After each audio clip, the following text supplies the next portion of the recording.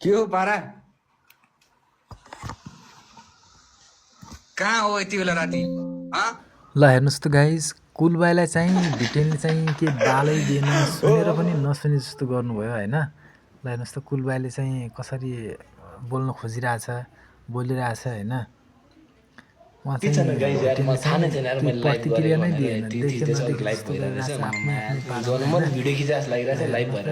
मतलब ठिकै छ बालै भएन हल्का कुरा त गर्नुपर्ने हो होइन। रमाइलो हेलो हाई त गर्नुपर्ने हो होइन। तर चाहिँ केही बातै छैन क्या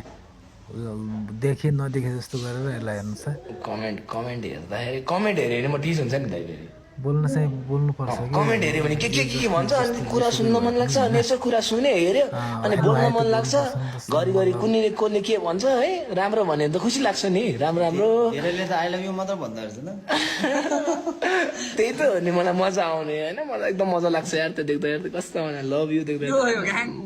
कस्तो मजा लाग्छ यार त्यही हो नि त त्यसको त्यही भएर त अनि इन्टरनेटमा यसो फोटोसोटो हाल्न मन लाग्छ होइन अनि स्टोरी हाल्न मन लाग्छ अब त्यही त हो नि गिफ्ट एउटा मेरो साइडको होइन गर्न मन लाग्छ त लभले गरेर फेक होइन होइन फेक होइन ग्याङ लाइभ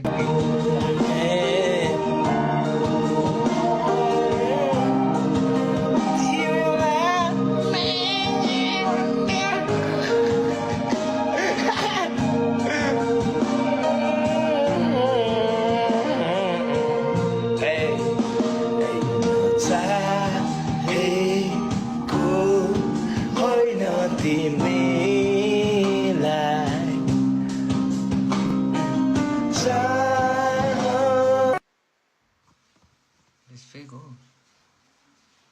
फेक थियो यो सब